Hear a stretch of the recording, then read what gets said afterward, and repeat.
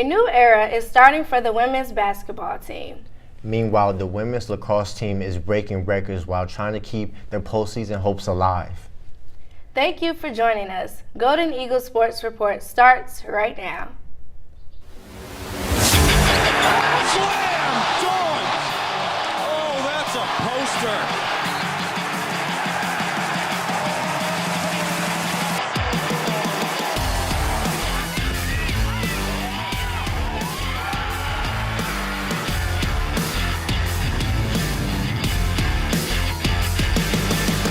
Live from the Jeannie Hayes Virtual Studio at Marquette University, this is Golden Eagle Sports Report. Marquette gets the rebound, and the champions have gone down. Good evening, everyone. I'm Chesney Wardell, joined by Dakota Barnes-Rush. It's officially the Kara Consuegra era at Marquette University. The team announced last week that Consuegra will be returning to Marquette to become the next head coach of the women's basketball team. Consuegra spent the last 13 years at the helm of the Charlotte women's basketball program.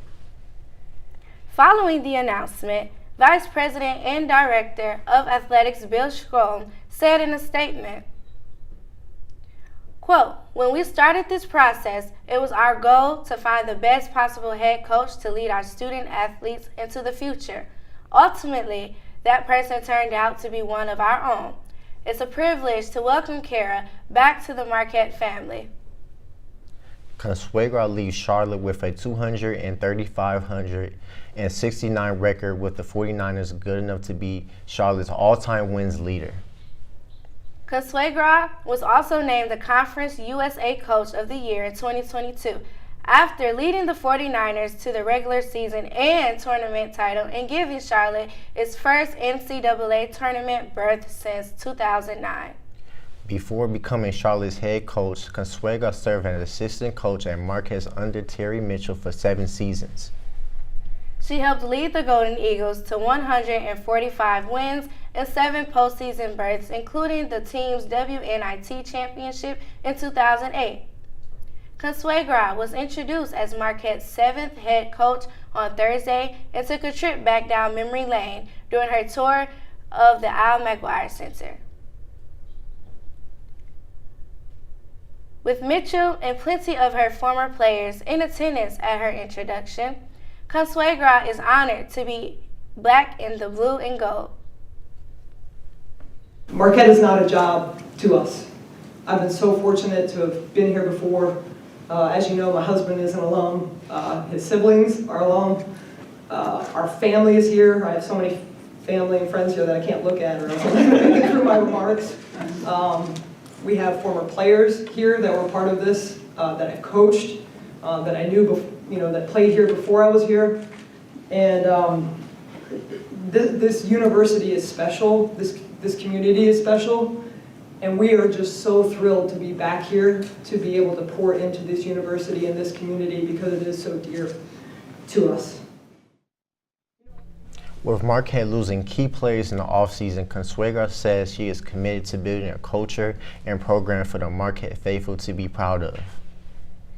I mean, for me, the first thing starts with building culture. We have a great group of players here, and we have a lot of work to do in terms of filling our roster, but we want to bring the right people here. People, again, matter the most. Do they want to be at Marquette for the right reasons? Do they understand how special this place is? And building a culture that is really grateful for that. For me, I'm a hard-nosed worker, and so those are the types of players that I want. My mantra is to play with heart, and I want players that are going to be out giving everything they have for this university, for having Marquette across their chest, and that's playing hard, going hard. Every loose ball will be ours. Those types of things you hear coaches say that are cliche, but they are true for me. And I want our fans to be able to come out and say, "Man, we watched those young women and they just played so hard for us." That's what matters to me. They play hard for us. While Consuegra will have to go to the portal to fill her roster, one former Golden Eagle has found her new home. Former Marquette sharpshooter Mackenzie Hare announced on Monday on social media that she will be transferring to Iowa State University for her final 2 years of eligibility. Hare had a breakout sophomore season for Marquette, breaking the record for the most three-pointers by a sophomore with 91 made threes. Hare also had an All Big East honorable mention and finished 14th in the nation in three-point percentage, shooting an impressive 42.5% from beyond the arc. Hare averaged 14 points in a game and started in 31 of the 32 games for Marquette last season. Hare will be joining a young Iowa State team led by freshman star and AP All-American honorable mention Audie Crooks. That's not all the news out of the women's basketball program. Former 2024 Marquette recruit Layla Wells announced that she'll be following her former Marquette head coach Megan Duffy to Virginia Tech. Wells posted a picture on social media saying she reopened her recruitment and committed to Megan Duffy and the Hokies. Wells committed to Marquette back in July of 2023 and signed her letter of intent in November before reopening her commitment following Duffy's departure from the program. Jada Wilson, another former Duffy recruit, committed to play for Georgetown starting this fall. With the changes in the women's basketball program, we would like to welcome Executive Sports Editor Jack Albright, who was at Consuegra press conference, to the show. Jack, thanks for being here. Thanks for having me. First off, what were your first impressions of Coach Consuegra?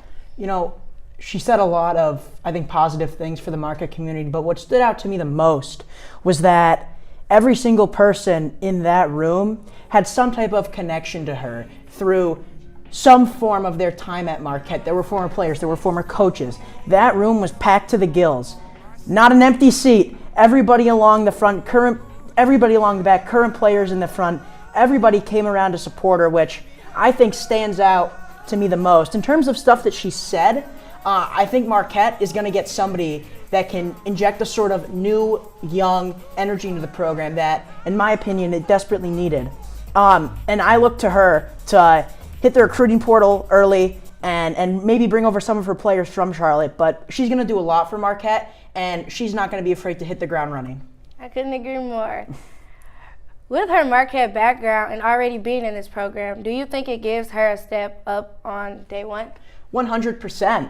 I mean, people that I talked to there, and she admitted it as well, that Marquette's sort of a different breed. And the fact that she knows what to expect here and she's been around the block in terms of the fan base, in terms of the building, the players, the facilities, yes, things are different, but it's still the Marquette culture. And any coach, when they have to go to a new location, they have to adjust to that. And that adjustment is going to be a lot easier for her.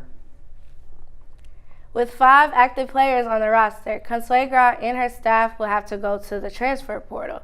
Who sticks out to you the most, and what kind of players will Marquette need to grab?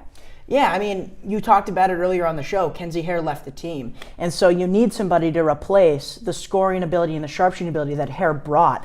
And Consuegra was a guard. And when I spoke with former head coach Terry Mitchell, who was there, she said, get ready for the guard play to be elite because that's Consuegra's bread and butter. So I think you're going to see a replacement come in that position especially. I could see, players that she liked under Charlotte making the transition over with her. And I think the guard play is going to be something she emphasizes a lot in terms of how she runs her offense. She's going to run her offense through the point guard, and it's going to work that way instead of maybe through one of the post players. Mm-hmm. So, with Skylar Forbes seemingly returning, do you see her as the one for Consuegra to lean on? I mean, I kind of answered that with I think she'll lean on more of a guard because that's her background and that's who she's most comfortable with. But I mean, Skylar Forbes is Skylar Forbes. She returns the most amount of scoring from Marquette, given everybody in the transfer portal. And if that's assuming Lee doesn't come back. If Lee does come back and secures a commitment, she will be the highest scorer returning. But Skylar made a big impact. She started a few games in place of Franny Hottinger. She was the first player off the bench in a lot of cases. And she did a lot for Marquette in terms of providing an energy off the bench. So if you're Consuegra and you need a familiar face to lean on, I think it's got to be Skylar because, yes, she'll look to guards, and yes, she'll bring over players, but Scout's been around the block here. And so I think she'll be a big vocal presence in the locker room. I think Consuegra's going to lean heavily on her leadership abilities. She's going to have to. Well, thank you, Jack, for your answers, but that is all the time we have. Coming up, Meg Byerly continues to break records. Plus, other Marquette sports see their seasons come to an end. All that and more when we return. Patriotism. It inspires passionate debate. It's worn like a badge of honor with good reason, because it means love and devotion for one's country. But what really makes up this country of ours? It's the people. To love America is to love all Americans. This year, patriotism shouldn't just be about pride of country. It should be about love. Love beyond age, sexuality, disability, race, religion, and other labels. Because love has no labels. Sometimes the things we do or say can make others feel hurt, excluded, or isolated. Everything you say and do creates an impact. How am I supposed to save the whole world? You can't think about saving the world. You have to think about saving one person. Because of you, someone's entire life can change. You don't have to be a superhero to have a positive impact. Friends? Friends.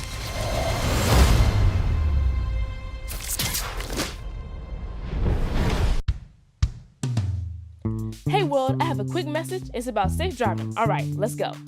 Anytime you're driving, have the seatbelt buckled tight. Both hands on the wheel and your phone out of sight. When not in your hand trying to text somebody back. Because if you do, your car might get smacked. The moral of the story, just put your phone down. The people on the road will stay safe and sound. Put your phone down, put your phone down. People on the road will stay safe and sound. Yeah.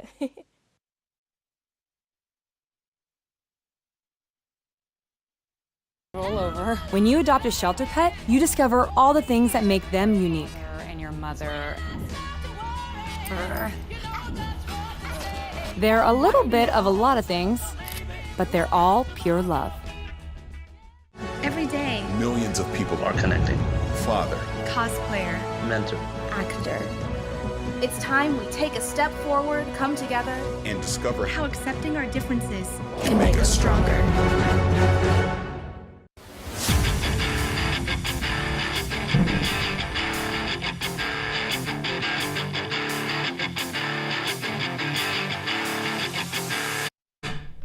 Hello, and welcome back to Golden Eagle Sports Report. I'm Chesney Wardell. And I'm Dakota Barnes-Rush. The Marquette men's lacrosse team enters its fourth Big East Conference game against Villanova, looking to snap their 3-game losing streak. Villanova brings the energy to Valley Fields immediately, outscoring the Golden Eagles 6-0. Junior midfielder Nolan Garcia snapped the scoring drought for Marquette in the 9th minute of the second quarter. Villanova scores another goal immediately after Garcia, but is met with a bombardment of 3 straight goals by the Golden Eagles.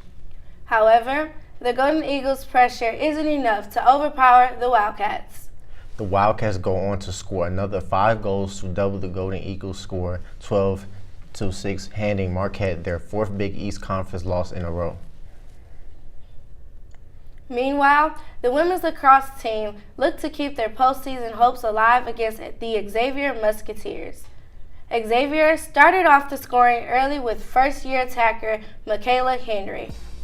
The Golden Eagles respond quickly as Lee Steiner ties it up with her 42nd goal of the season.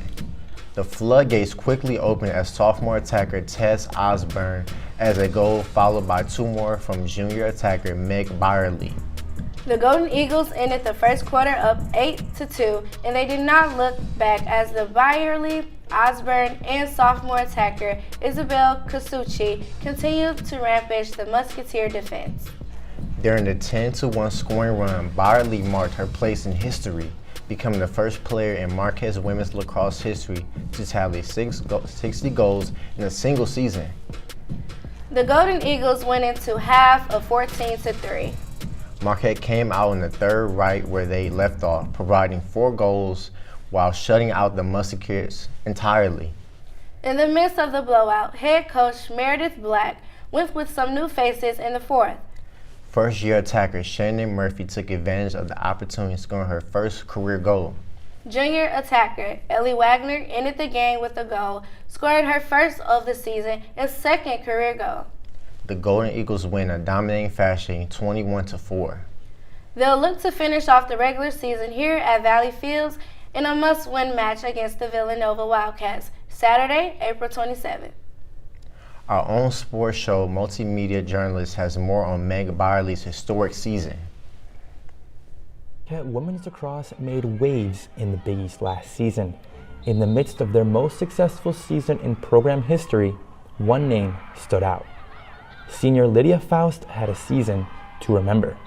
Being named the Big East Midfielder of the Year while tying the Marquette single-season goal-scoring record with 59 total goals, Faust did it all. She graduated from Marquette in 2023, and after her departure, the women's lacrosse team sought out her replacement. Little did they know that Faust's replacement was in-house, ready to make her mark. Junior attacker Meg Byerly spent last season in the shadows of Faust and senior attacker Shea Garcia. But Byerly had quietly put up 44 goals and 21 assists of her own last season. She spent no time bursting out onto the scene this year. The Glenview, Illinois native put opposing teams on notice day one when she bagged 7 goals against the Cincinnati Bearcats. Meg Byerly would quickly become a household name in women's lacrosse, being named the Big East Attacker of the Week for her 7-goal performance.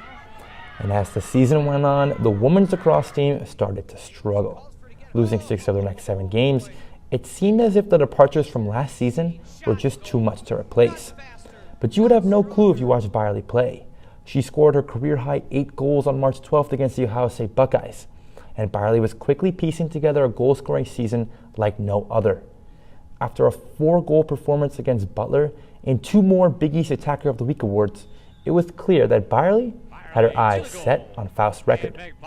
And on April 20th, 2024, Byerly did the unthinkable. She became the first player in program history to reach 60 goals.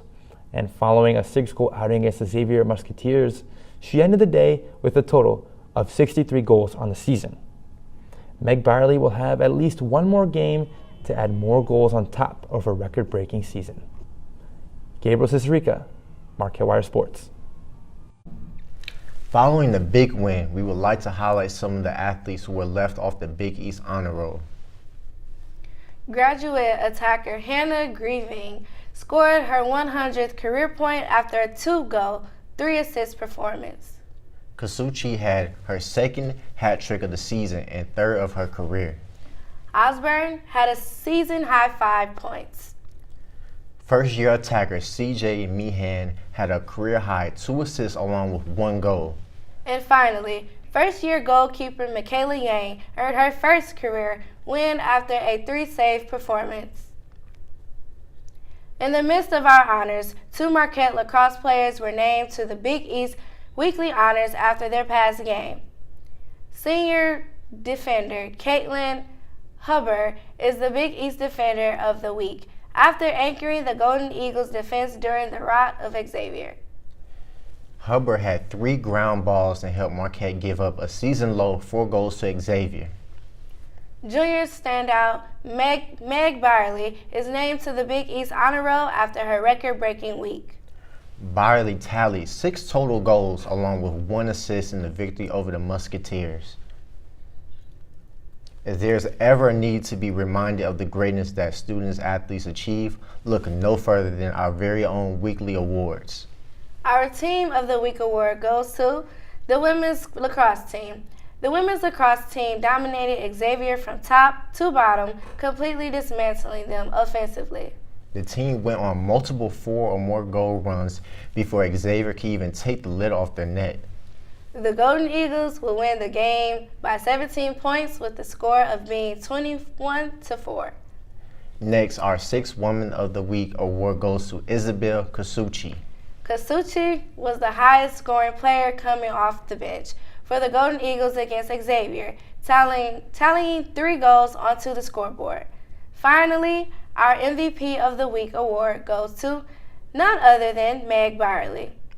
In a sheer dominating win against Xavier, Byerly gets her name etched in stone in Marquette's history.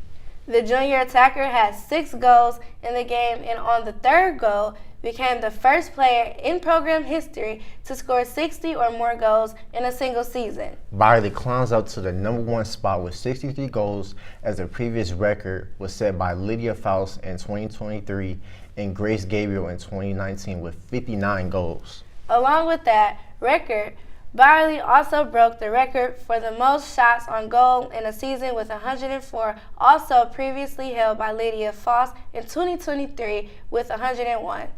With 2024 NFL draft quickly approaching, fans are clamoring for some names to be drafted by their favorite teams. Adrian Faga brings us more. Marquette campus, asking students who their favorite teams are and who they want their teams to draft. Let's go. Excuse me, is anyone an NFL fan here? Anyone, yeah?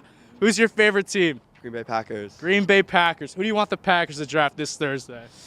Cooper DeJean, Iowa. Okay. All right, now who do you want the Packers to draft this Thursday? Either Cooper DeJean. Cooper DeJean. Well, who's your favorite NFL team? Jordan Love. Jordan Love. Who do you want the Packers to draft? Kool-Aid McKinstry. Oh, no. What's his name? I don't know his name. Isn't it like Kool-Aid? My favorite team is the Green Bay Packers, and I want them to draft either Cooper DeJean or Kool-Aid McKinstry. Shocker. Who do you want the Bears to draft this Thursday? I think we got to go Caleb Williams. We already gave up Justin Fields. It's time. It's time for some new quarterback. Okay. Who do you want the Bears to draft in the draft this Thursday? Tough choice, I know. That guy Caleb Williams, probably. That guy Caleb Williams. Thank you. Caleb Williams. Bears fan, Caleb Williams. Caleb Williams. Pretty easy, Caleb Williams. Who's your favorite NFL team? The Bears. Get ready. Who do you want the Bears to draft this Thursday? Oh, Caleb Williams. Who could have seen it coming? Excuse me. Are any of you here NFL fans? Who is your favorite NFL teams? Saints. Saints. All right, there's a lot of different ones here. Who do you want the Saints to draft this Thursday? Brock Bowers. It's not happening. Okay. Yes. NFL teams? Go Rams. Go where? Go Rams. Rams. Who do you want the Rams to draft this year? Probably Jared Verse out of Florida State, the edge. Ooh, okay. I like that. I like that. Are you an NFL fan? No. Okay. Oh. Who's your favorite NFL team? The Raiders. The Raiders. First Raiders fan we've seen here. Yeah. Who do you want the Raiders to draft this Thursday? I think we're trading up for Jaden Daniels. Reunion with Antonio Pierce. Okay. I think it'll happen. Who do you want the Patriots to draft? Looking for Drake May, #3. Wouldn't be mad at Jaden Daniels, but Drake May, ideally. Either way, both scare me, but Drake May would be terrifying. I know. There were a lot of Bears fans. There were a lot of Packers fans. But there's a lot more question marks left, and they won't be answered until Thursday. For the Marquette Wire, I'm Adrian Fraga. Good night, Marquette. What will the NFL draft actually look like? We give our thoughts next. Seen somebody treated unfairly because of the color of their skin? Do you guys know what it means to have white privilege? What is racism, and what do you think about it? Talk to young children about what racism is, giving them the language to understand it. They can be disruptors. They can shape and shift culture. We may not always know the answer, but we'll try and help you learn. You don't have to have all the answers, but that doesn't mean we can't start.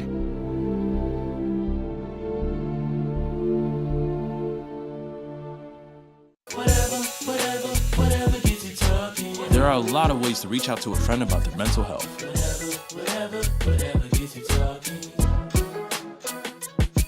Learn how you can help at seizetheawkward.org. What are you looking for?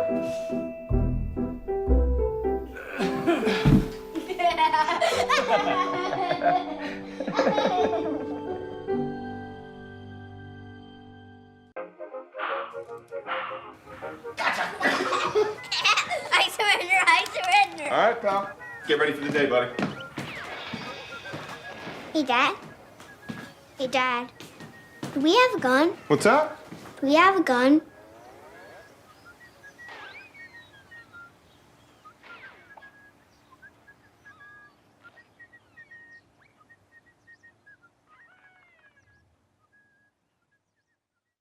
STEM is precise, no margin for error. Dare to forget that. Dare to have fun with it. Get weird with it. Dare to load their minds. Dare to explore. Dare to stand. Learn more at She Can Stand. Before we celebrate the freedom most Americans have, we must fight for the freedom all Americans deserve. Because all lives can't matter until Black lives matter.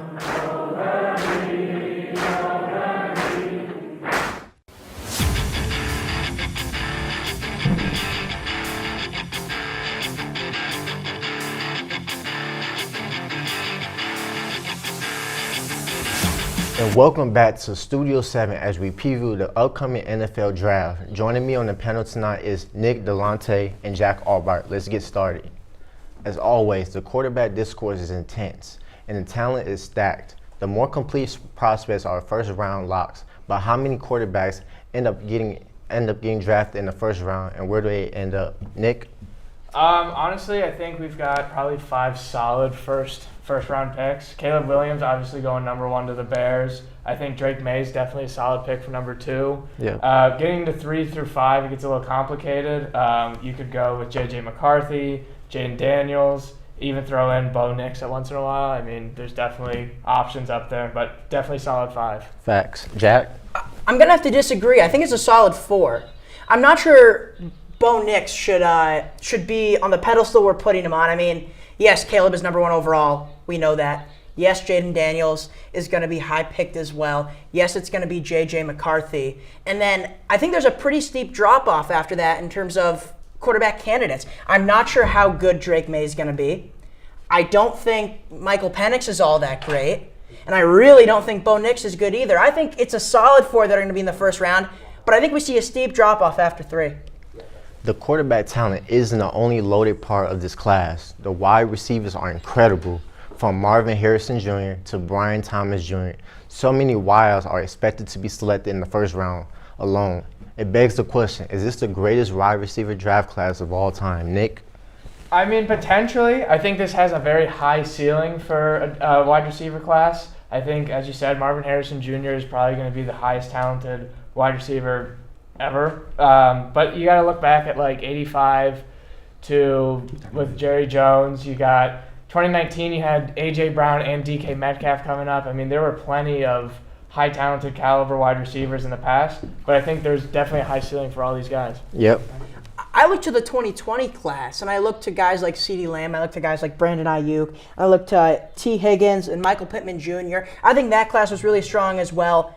Like you said, this ceiling, though, is definitely to that of probably the best, maybe the best we're ever going to see. I mean, I don't want to speak that into existence, but that could definitely happen if things work out because, I don't know, 6 or 7 guys, wide receivers, could go in the first round, which is frankly an unprecedented number. Every year, more and more teams are trading up and down, swapping picks all over the board. So what team is a prime candidate to trade their pick discussion? Nick? I think the Vikings definitely. They just got rid of Kirk Cousins to Atlanta, so they're definitely looking to move up, potentially between 3 and 5.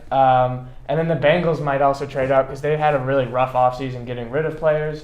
So they'll be looking to trade up and get some more talent early on and just be able to rebuild while they still have a top-tier quarterback in Joe Burrow. Amazing. Jack? You know, I had the Broncos as almost a lock to trade up because I thought they were so desperate for a quarterback. And Zach Wilson isn't good, but they're not going to trade up anymore because they got Zach Wilson. So they're a team that isn't going to anymore. But really anybody that needs a quarterback is going to trade up because of how loaded the front of that class is. And, I mean, anywhere from 3 to 5, I think you're going to see a lot of movement on draft night just because of the implications that being 3, 4, or 5 can have on a team. In terms of teams that could trade down, the Patriots need a quarterback, but their foundation is absolutely garbage. So if the front office feels that they don't want to throw a rookie quarterback into the fire like that, then I could definitely see them trading down, try to build up that foundation. But then again, it's just so desperate that I still think they're going to be at 3. Yep. Thanks for the great discussion. We're out of time. But be sure to tune in next week for our final episode of Golden Eagle Sports Report of the school year. I'm Dakota Barnes-Rush. Good night, Marquette.